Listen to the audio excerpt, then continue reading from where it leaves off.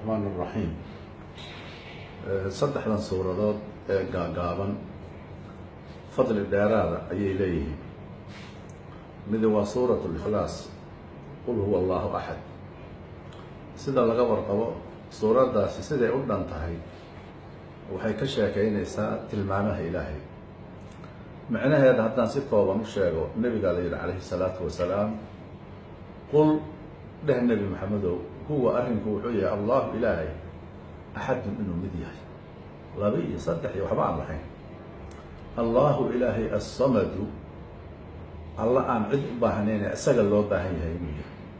lam yalid waxba ma dhalin, walam yuulad isagana lama dhalin, walam yakun lahu kufuwan axad. axad ilaahay shabahana ma jiro oo u eg oo wuxuun isu ekaansho iyo shabahaad dhinacna fii asmaa'ihi walaa fii afcaalihi walaa fii sifaatihi, afcaashiisa iyo tilmaamihiisa iyo aqwaashiisa cid ilaahay shabihi karta oo lagu soo qabanayo ma jirto. marka suuraddaas nabigeenu wuxuu sheegay inay u dhiganto qur-aanka saddex u dhig meel, thuluth lqur'aan. sababtoo ah wixiiba ku saabsanaa tawxiid iyo caqiido iyo tilmaamaha ilaahay yay ka hadlaysaa. qaybaha kale qur-aankuna waxyaalo kale, marka hal qayb oo dhan bay la go'day. nin baa salaada markuu suurad tukiya asxaabta qulwallo daba dhigi jiray. nebigay u sheegana waxay dhaheen ninkan hadduu wax walba akriyo qulwalluu ku dari jiray. maxaad u yeeshaa nebigu yidhi? wuxuu yidhi ilaahay tilmaantiisay ka sheekeen, marka waan jecel. jacaylkaas aad jeceshaha jannada ku geliyey, jannu ugu bishaareeyey. jacaylka uu suurat al-ikhlaas uu jeclaa darteed. suuratu birab alfalaq yaa ku xigta.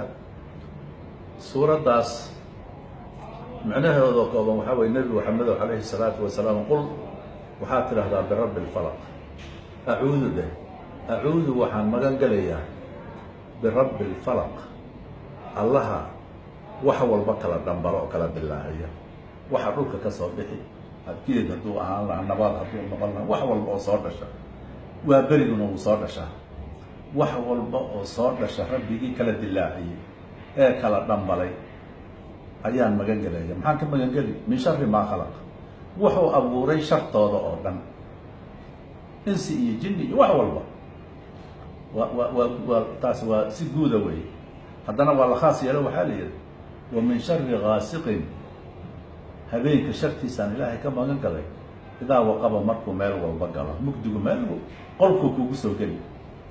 wa min shari nafaafaat, waxaan haddana magan galay min shari alanfus, nafafyaalka shartooda, annafaafaati ee afuufa, fi lcuqadi guntimaha, waa kuwa wax sixraya wey. xarig bay gungunti, dun bay gungunti, sixir bay ka dhigayaan.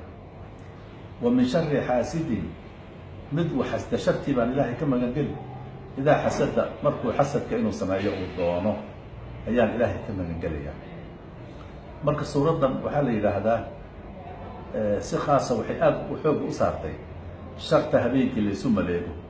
tuuggu habeenkiibuu waxdaa, ka waxdili habeenkiibuu wax dilaa, sharqoolka marka habeenkaa in la akhristo ay fiican tahay. marka sidaan sheegi doono saddexdan suuradoodba waa la akhrisan doonaa.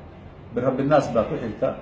waxaa la yidhi nebigu waxaad tidhaahdaa, waxaan ilaahay baan ka magan galay, acuudu waxaan magan galay birabbi naas, dadka rabbigooda koriye, caqligooda, jismigooda koriye, cilmigooda koriye, caqligooda koriye, barbaariye. birabbi maliki nnaas, dadka boqorkoodaan magan geli. ilaahi nnaas, dadka ilaahoodaan magan geli. maxaad ka magan geli? min shari waswaas, ka wax waaswaasiye shartiisa, alladii kaasoo yuwaswisu waswaasiye fii suduuri nnaasi, dadka laabahooda, waa shayddaankan, kaasoo min aljinnati, jinniga ka mid ah, iyo wannaasi, dadka. dadkuna wuxuu leeyahay jinni oo shaydaan oo wax waswaasiyo oo qofka karkaarka weydaariyo.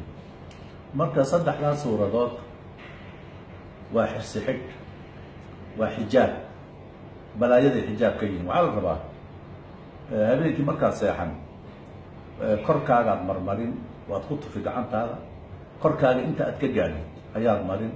marka xijaab iyo xirsi xidh iyo dhinacaana kaaga noqon. xilliga oo labada casarkii iyo subaxiina waa la akriyaa, wardigaa lagu darsadaa, la akrinayo tiiba 3 goor. kolka habeenkii la jiifiyey subaxiiba iyo galabtiiba tiiba waxaa la akrinayaa 3 goor waxyaalahay ku soo degteen asbaabta waxaa ka mid ah la yiraahdaa yahuudi madiina joogtay ayaa nabiga saxay